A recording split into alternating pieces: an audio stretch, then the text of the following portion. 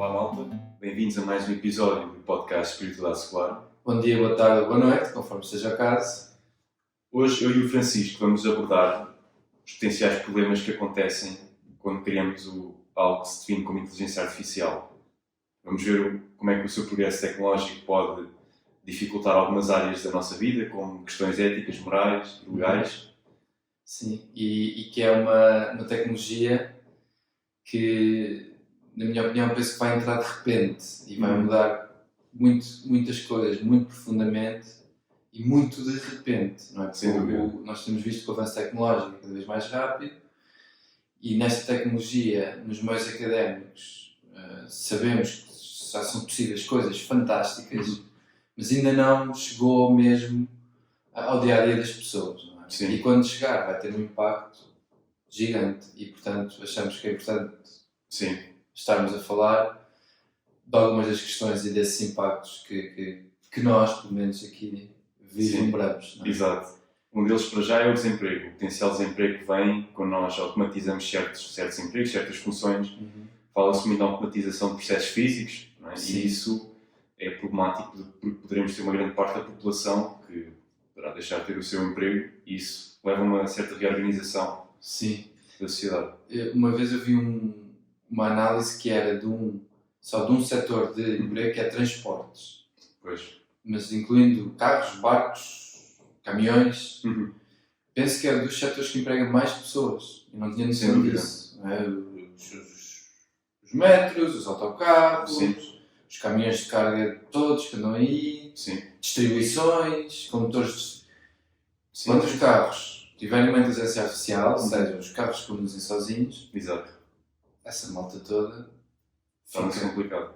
Fica desempregada. E se não houver uma capacidade da sociedade de absorver essas pessoas, podemos estar aqui perante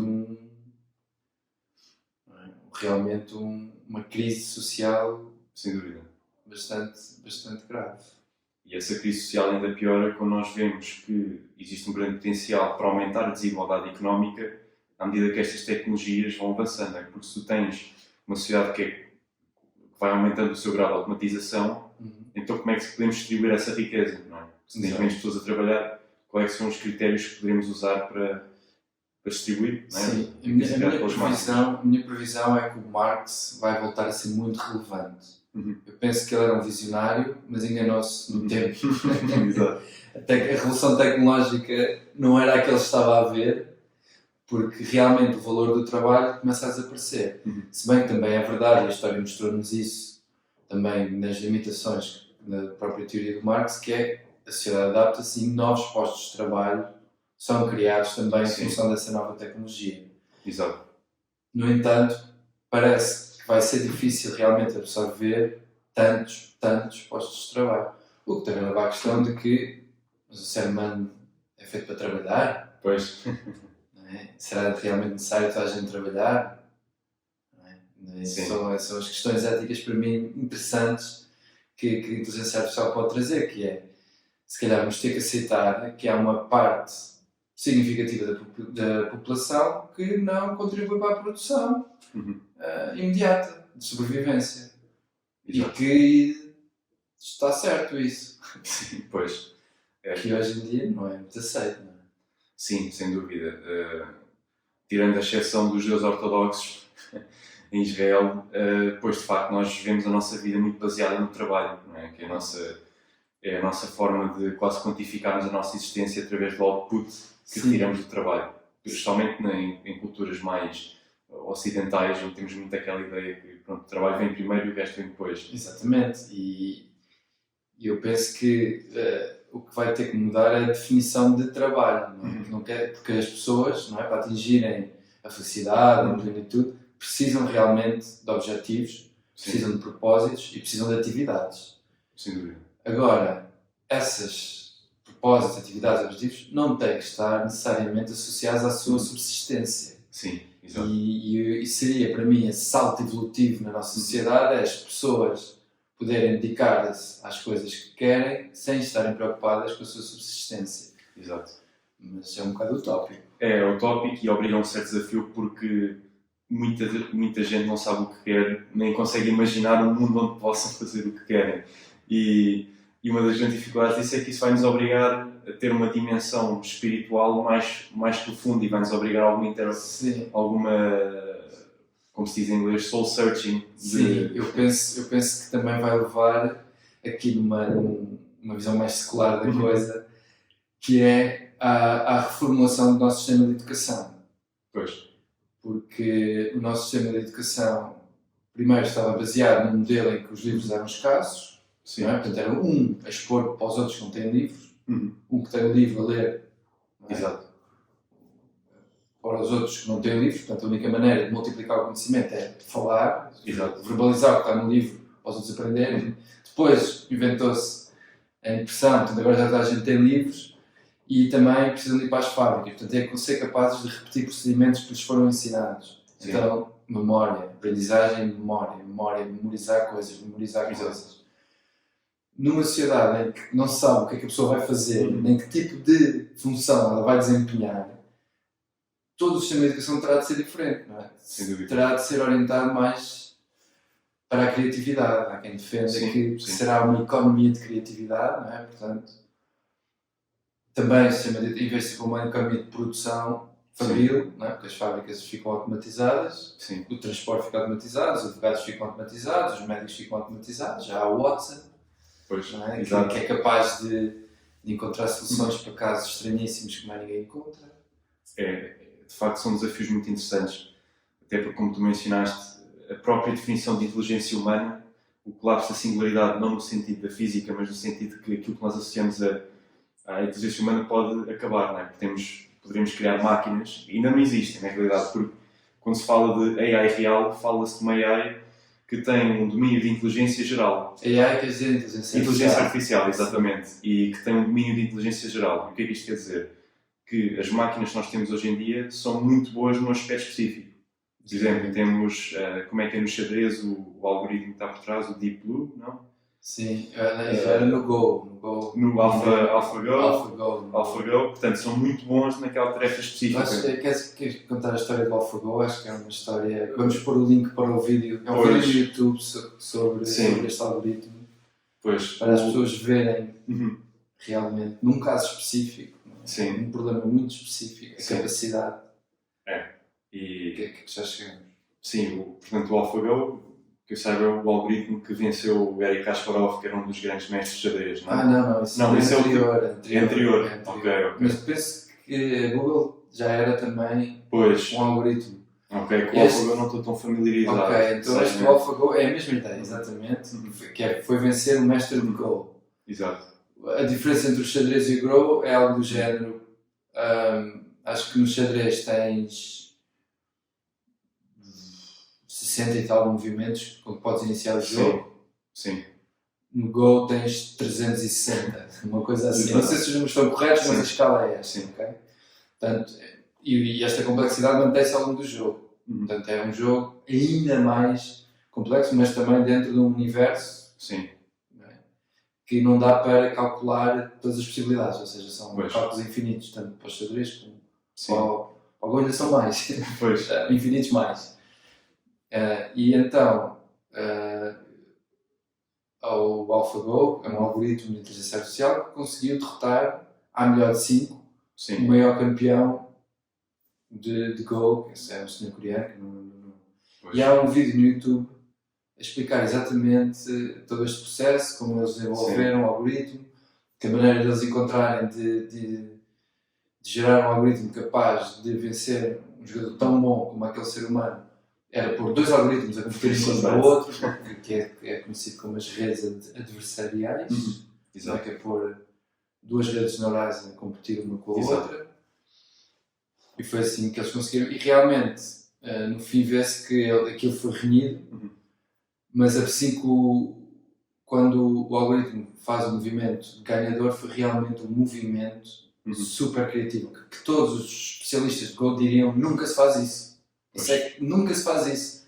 Era só naquela situação é que aquilo era correto. Okay? Aquilo era um movimento que ninguém percebeu quando a máquina faz aquilo. Ninguém percebeu onde é que ele queria. Toda a gente disse: não, isto não pode ser, está enganoso, já vai perder. E ganha. Pois. E portanto é interessante e assustador ao mesmo tempo. É assustador. É mesmo, a única coisa é que, pronto, lá está, como esses algoritmos não são necessariamente inteligências artificiais reais, porque são mesmo muito específicas àquilo que presumo teres esse algoritmo a jogar damas, por exemplo, muito mais simples, ele não é a mesma coisa. Portanto, uma das coisas que agora poderemos começar a ver mais são inteligências artificiais que, de facto, têm um domínio mais geral de inteligência, porque, por exemplo, no ser humano, isso é uma das características mais fundamentais da nossa inteligência, é que nós podemos observar dois fenómenos diferentes, por exemplo, uma abelha a polinizar uma flor e podemos ver um castor a construir uma barragem. E nós, através da observação, podemos aprender as duas coisas, enquanto os algoritmos que nós temos hoje em dia são mesmo muito específicos àquela tarefa. Mas isso também poderá acabar daqui a muito tempo. Exatamente. O grau da investigação em inteligência artificial é realmente encontrar essa inteligência geral, conseguir programar uma inteligência geral. A partir desse momento, fala-se de singularidade, não é? Sim, exatamente. Aliás, em 2015, a singularidade foi, de certa forma, quebrada através de um bot que era o Gene Gustman, se não me engano, em 2015, que passou, acho que foi o primeiro bot a passar o teste Turing. Portanto, que é um teste onde se testa a capacidade de um ser qualquer de mostrar inteligência humana ou comportamentos humanos nesse aspecto. Numa conversa, exatamente. Exatamente. Portanto, isso é... O teste Turing nós estamos a ter uma conversa com um interlocutor e não conseguir dizer se ele é humano ou não. Exatamente. E hoje em dia já ultrapassámos o teste Turing. Sim. Isso foi o Alan Turing, não é? Que é o pai da computação e da informática. Exato. Um grande gênio que venceu a Segunda Guerra Mundial para os ingleses e nós não sabíamos até há pouco tempo porque era top secret, mas ele ganha a guerra basicamente e desenvolve a ciência da computação a níveis incríveis que nos trouxe até hoje.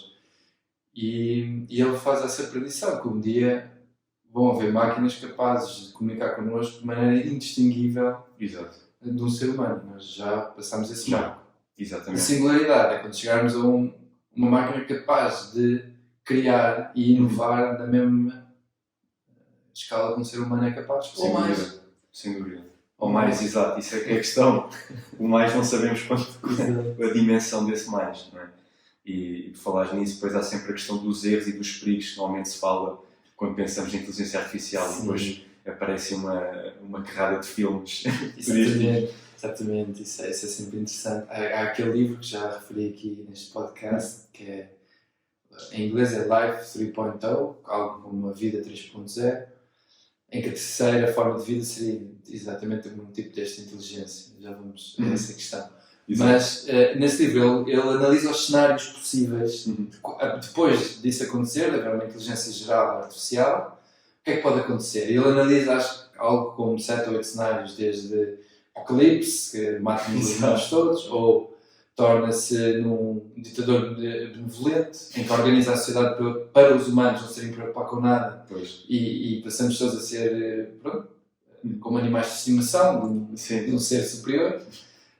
Ou o Deus acorrentado, em que temos um animal superior, uma inteligência superior à nossa, mas somos nós que a dominamos de algum modo, então tem que nos servir, é um Deus acorrentado, e então cada humano terá à sua disposição essa tecnologia e podem acontecer coisas horríveis ou fantásticas, como os seres humanos são capazes, não é? Do horrível e do fantástico.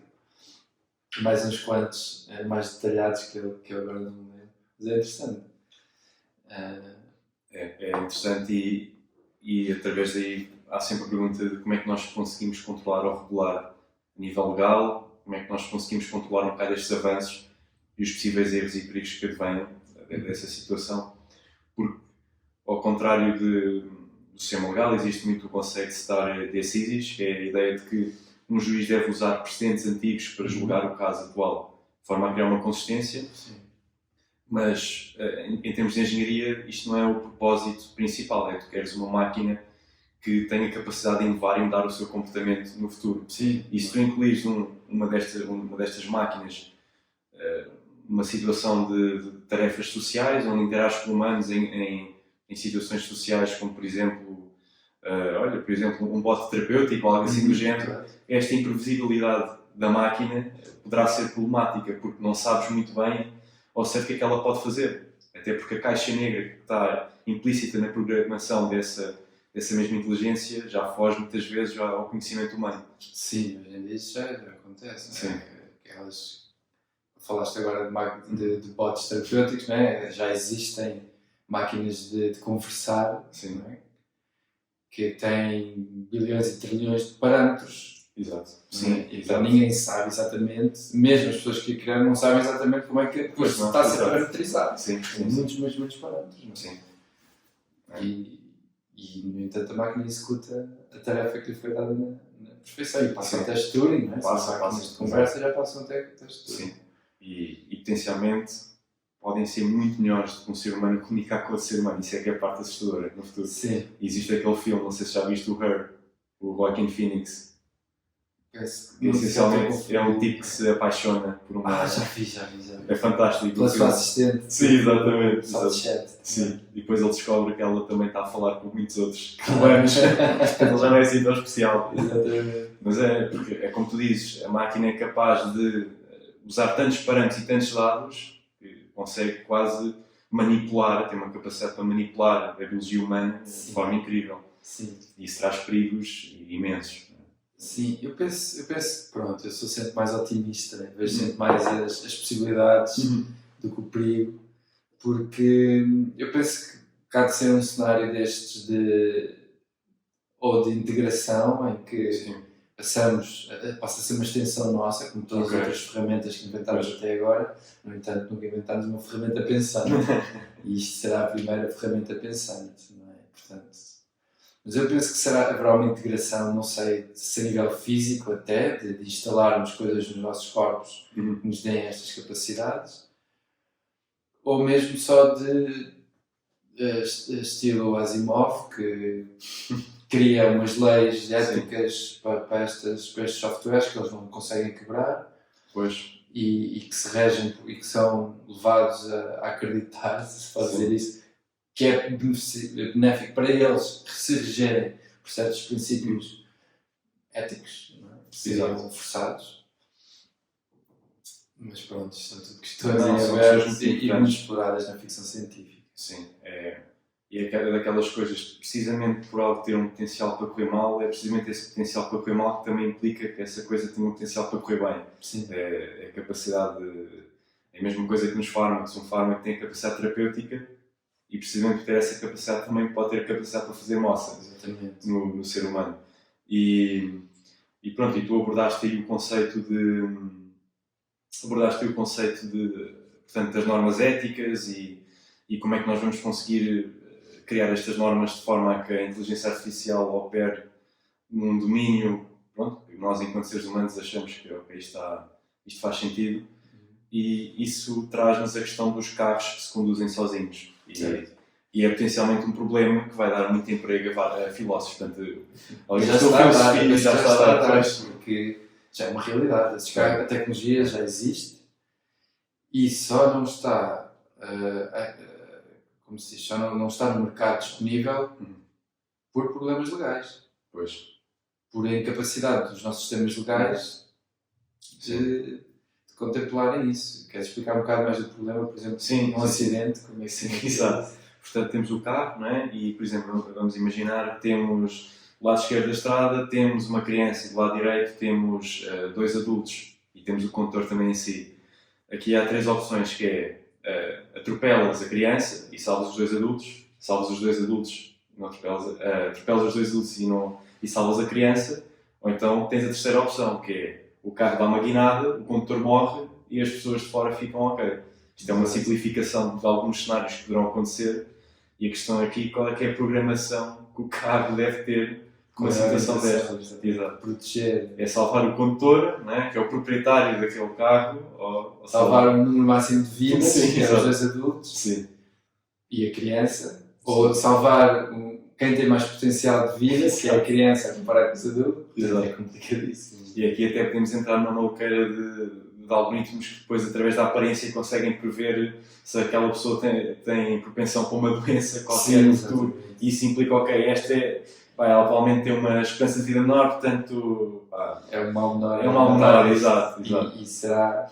E, então, e a quem é que cabe decidir Pois, como é exato. que essa decisão é feita? Ao programador? Pois. Ao CEO da empresa? Uhum. À comunidade em geral? Às leis públicas que vão entrar nas empresas e dizer não, o vosso código não pode ter este aqui, tem Exato. que ter este. Não é fácil. Como é que isto vai ser? As empresas de seguros?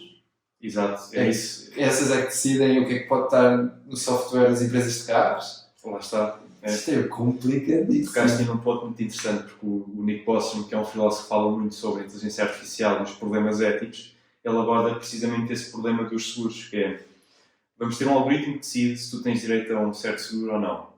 Vamos imaginar que tu és raça negra e vais pedir o empréstimo. Vais lá, tens um bom crédito e sei lá o quê, mas sempre vais lá, és negado. Não é? Negam-te o empréstimo e o seguro. Depois a situação que acontece é a seguinte, é tu podes começar a imaginar que aquele algoritmo é racista. Precisamente por eu ser negro, está-me a recusar o seguro. Exato. E então eu vou fazer uma queixa a quem programou, ao banco, e depois o argumento é sempre, não, mas o algoritmo não é racista, é matemática, é um modelo estatístico, não tem nada a ver com isso. Mas o problema é que estes algoritmos, à medida que vão evoluindo e deixam-se basear em decision trees, que são algoritmos que já têm alguma complexidade, mas que são menos complexos que uma rede neuronal, nós começamos a não saber qual é que é a programação e os dados que estão a ser alimentados para aquele algoritmo. E o problema está aí, é nos dados que são alimentados. Exato. Então, se faz uma relação estatística em que as pessoas com pele escura são mais pobres que as pessoas com pele clara, porque é o estado da sociedade de hoje em dia, ele vai discriminar uma pessoa sempre com pele escura. Exato. Não é? Porque os dados que foi alimentado foi isso, e ninguém lhes disse que não, nós queremos eliminar essa desigualdade. Exato. Queremos dar a oportunidade, se calhar, mais até às pessoas com pele escura para poderem chegar ao mesmo sítio das pessoas com pele clara. Exato. Não é? E pôr isso numa máquina, pôr isso num algoritmo. É difícil. Não é? É difícil, até porque os algoritmos é uma necessidade de evolução à medida que ficam mais complexos, ficam menos transparentes à programação que está lá posta. Portanto, isso é um grande desafio, que é como é que depois tu consegues corrigir estes potenciais problemas, não é? Sim. E isto é uma situação muito complexa e difícil de gerir. Até porque, pode não ter nada a ver com raça. Imagina que tu tens um nome que está... Muita gente que partilha o mesmo nome que tu, sim, é associada a serem vagabundos e não pagam de volta aos empréstimos e sei lá o quê. Só que tens aquele nome, já ali o parâmetro, diminui a qualidade de teres o seguro. É complicado aí também. Portanto, é difícil. Estas questões são muito problemáticas. Exato. E de onde é que virá a regulação, não é? Por exemplo, aqui nós sabemos que se forem só as empresas de tecnologia a controlar isto tudo, passam a definir a nossa moral, a nossa ética, a nossa política social. Fica tudo na mão. É um Estado tirânico, não é? Sim, na mão. Uma tirania, numa oligarquia, se calhar, porque há vários players, não é? Há várias companhias a competir para quem faz os melhores sistemas, mas podem fazer cartéis, não é? Podem, sim. E decidirem tudo entre elas para continuar a estar. Portanto, como é que pode... Pois é, e quando as coisas correm mal, quem é que leva com a culpa? Porque o que nós sabemos pela história é claramente que quando ninguém é culpado, as coisas têm um potencial para correrem muito mal, porque quando ninguém aceita a responsabilidade, é muito problemático. É o que leva normalmente aos abusos. Sim. Não é? Conhecemos isso na natureza humana, há experiências famosíssimas, não é? Do efeito Lúcifer, em que se a pessoa é desresponsabilizada de estar a punir outro, consegue ir a níveis mais altos de punição do que quando é responsável pela punição do outro. Isto está bem demonstrado em várias situações e em qualquer tipo de pessoas, em qualquer tipo de estrato socioeconómico, não interessa. Isto é mesmo uma característica humana. Se não nos sentimos responsáveis pelo que estamos a fazer, temos tendência para abusar. Sim, e para fazer mais mal aos outros do que é suposto. Sim, e aí o potencial para o mal é gigante mesmo.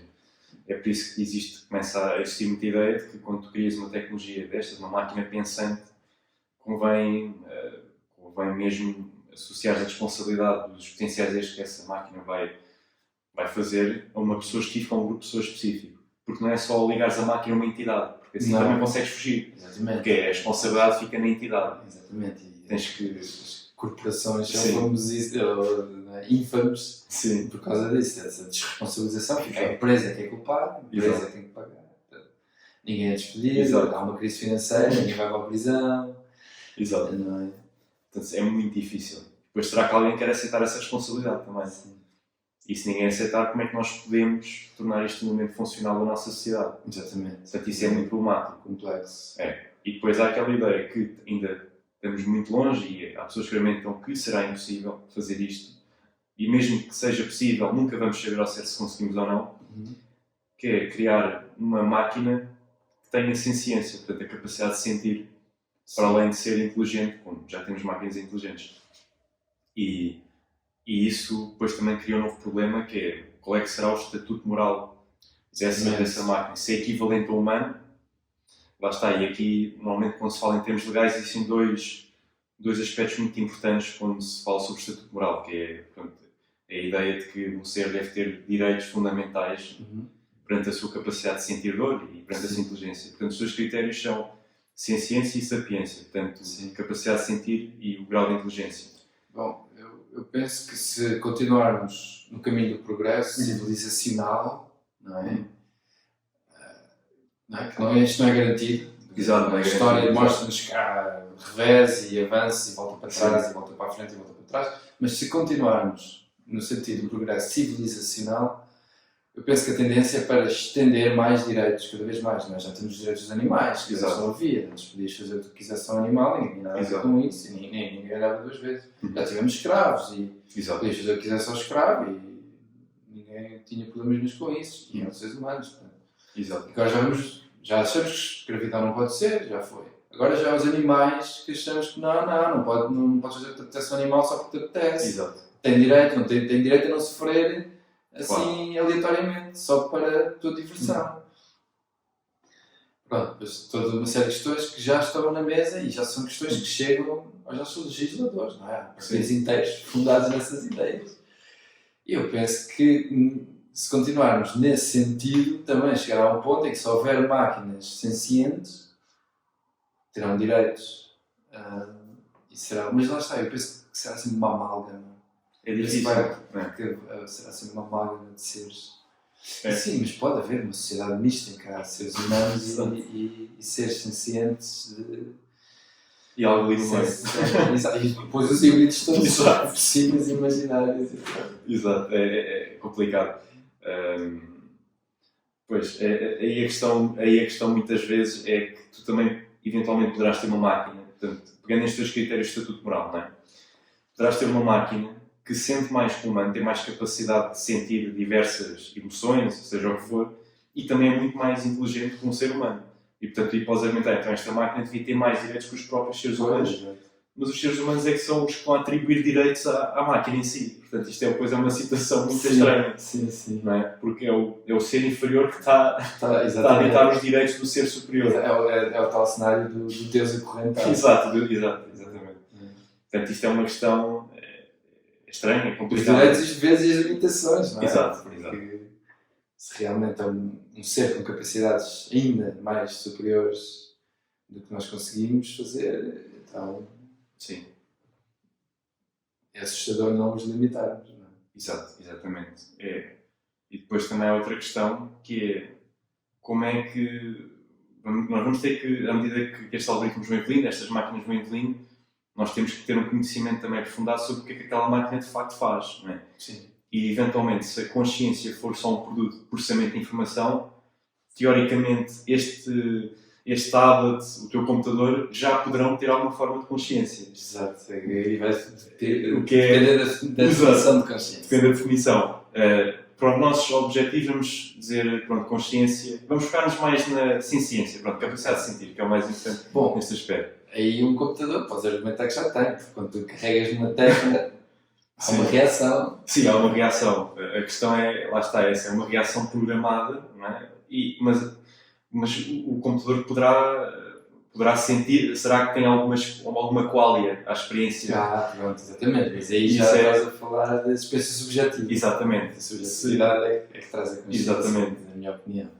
Mas é aí, a partir do momento que a máquina adquire essa capacidade de ter uma qual e uma experiência subjetiva, então aí é que estes direitos tornam-se ainda mais importantes, não é? Porque aí a capacidade ao sofrimento torna-se real. Exatamente. Mas como é que nós vamos saber que a máquina sente? Isso é que é o problema. Podes perguntar a uma máquina, és consciente? E ela diz que sim, mas isso não te dá certezas nenhumas. Claro. Nós assumimos, é como nós, se formos um ceticismo extremo, nós estamos a assumir a consciência dos seres humanos que nós vemos, não é? Exato, teoria da mente, exatamente. Portanto, isto é muito complicado. Até quando é que nós vamos saber ao certo?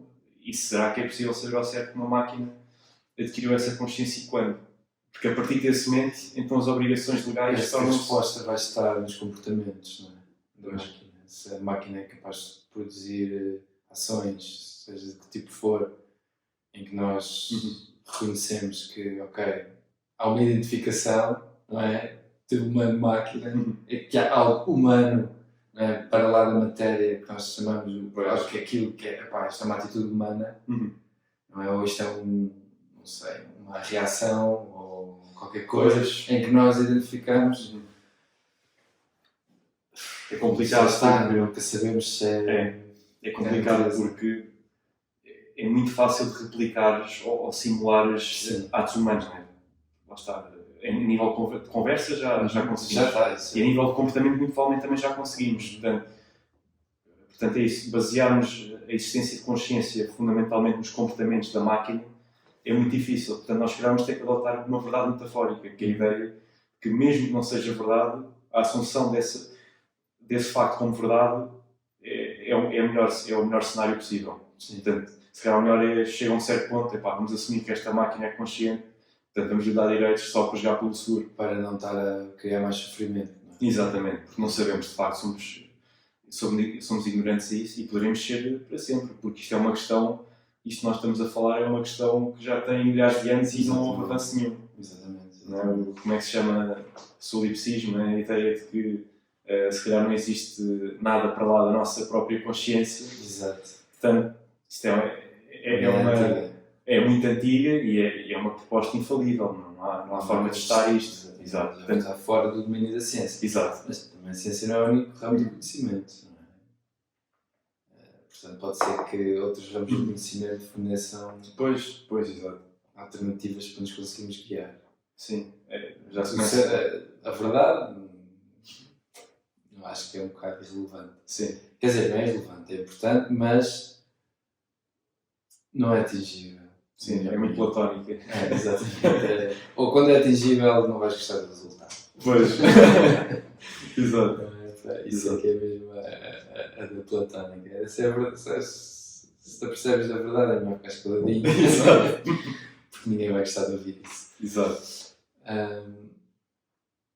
Sim, mas a inteligência artificial penso que vai ser das ferramentas que vai redefinir os nossos tempos muito próximos. E começa agora com os carros, já temos um bocadinho as assistentes virtuais, não é? Quando se vai preciso de ajuda, já estamos a falar com máquinas muitas vezes. Sabemos que agora existem modelos destes de conversa indistinguíveis, quase humanos, não sei, com umas ratoeiras, eles aí já não passam, percebem que não são humanos. O humano nunca cairia na real ratoeira, mas uma conversa normal já passa. Sim. E depois há estas máquinas que substituem profissões inteiras, como máquinas de Watson, da IBM. Sim. É um médico, ele faz baseado nos dados que tem, Sim, faz o diagnóstico e prescreve o tratamento. E se pensarmos bem, não é? Tem um potencial tremendo, porque consegue assimilar muito mais dados do que um ser humano. Tem todos os dados. Exatamente. Sempre, a toda a hora. Exatamente. Conhece todos os estudos feitos. Exato. Em qualquer momento, para todos os pacientes, ele tem disponível todos os estudos feitos desde sempre. Exato. Não há ser humano capaz de fazer Sim. isso. Se os métodos de diagnóstico, não é aquilo que pode, eu acho, nos médicos ainda pode existir, é a capacidade doméstica de diagnosticar diretamente com os seus sentidos, que já não se usa muito. Hoje em dia já é mais medidas de sangue, medidas de temperatura, não é? Já não há muito do médico de tocar o paciente e tentar perceber, que eu acho que aí poderia haver pode soar um bocado esotérico, mas eu penso que aí poderia haver alguma vantagem em ter um médico humano. Mas de resto não há. Pois não. Até mesmo, lá está, se falarmos na componente terapêutica humana, que é, pronto, tens o paciente e aquela interação com o médico às vezes ajuda, não é? Sim. Aquela partilha de sentido de humanidade. Sim. Mas mesmo isso muitas vezes não acontece, porque existem muitos médicos que também subcarregado, subcarregadíssimo. olha para números, Exato. tabelas, está Exato. a fazer o trabalho maquinalmente. Exatamente. E portanto a máquina fará melhor, com certeza. Exato. No fundo a questão é só um bocado como tu estavas a dizer, que é, apesar de eu ter falado como é que isto pode correr mal, eu também sou muito a favor, vejo muitos positivos nesta evolução, especialmente no meio médico, meio terapêutico, isto tem um potencial tremendo. Sim, é tudo. Sim, e acredito também que se calhar, pronto, apesar de eu ter falado aqui de alguns perigos catastróficos e coisas assim, eu acredito muito que aquela máxima que aquilo que nós achamos que é muito bom realmente nunca realmente é assim tão bom e aquilo que nós achamos que é muito mau não é assim tão mau. Eu acho que isso aplica-se também aos perigos que nós vemos nesta inteligência artificial. Portanto, nós estamos ainda muito longe de criar uma máquina que realmente seja... Sim, há quem, dentro da inteligência geral, como nós falamos aqui, uma verdadeira inteligência artificial, no sentido de inteligência humana, capaz de lidar com qualquer coisa.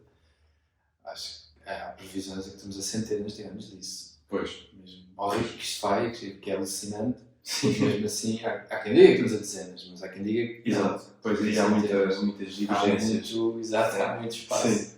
Aqui, Vamos ver quem ganha. Exato. Mas não sei, acho que há um grande entusiasmo e como qualquer coisa que é entusiasmante, obviamente também há sempre um momento de medo, né? Senão a incerteza leva-nos para qualquer um dos lados.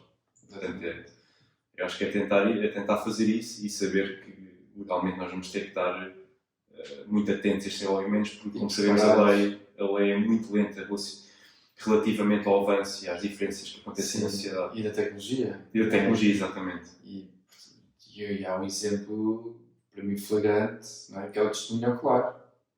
Nós hoje em dia sabemos que o testemunho ocular não é fiável, porque a memória não é reprodutiva, a memória é reconstitutiva. Exatamente. E, portanto, quando uma pessoa se está a lembrar de um evento, pode estar a lembrar daquilo, genuinamente acredita que se está a lembrar corretamente e está-se a lembrar com imensos erros. Sim, exatamente. Existe uma reconstrução, já não uma é câmara a mesma de vídeo memória. já não. Uma câmara de vídeo não, é sempre igual. Exato. E é factual, é aquilo. Tudo bem, depois também há deepfakes e pode-se falsificar a vídeo. Mas, mais um perigo de presença das redes neuronais aqui, não também. Exato. Mas, lá está, e o nosso sistema legal nunca se ajustou a isso. O testemunho ocular continua a ser com bastante peso. Sim, sem dúvida. Vamos ver se as máquinas compensam as nossas fraquezas ou se... Exacerbam os nossos vícios, exato. Vamos ver se isto acaba como o Westworld ou se acaba como uma coisa mais tranquila. Bom, e é isso. Acho que sim. Acho que por hoje. Exato. Preparem-se porque eles vêm. Exato. E pronto, acho que é tudo por hoje, malta. Comentem se acham que se querem ouvir um bocadinho mais sobre isto ou se têm alguma sugestão e pronto, estamos aqui. Sim. Obrigado. E se gostarem, ponham um like e subscrevam. Exatamente. Obrigado. Obrigado.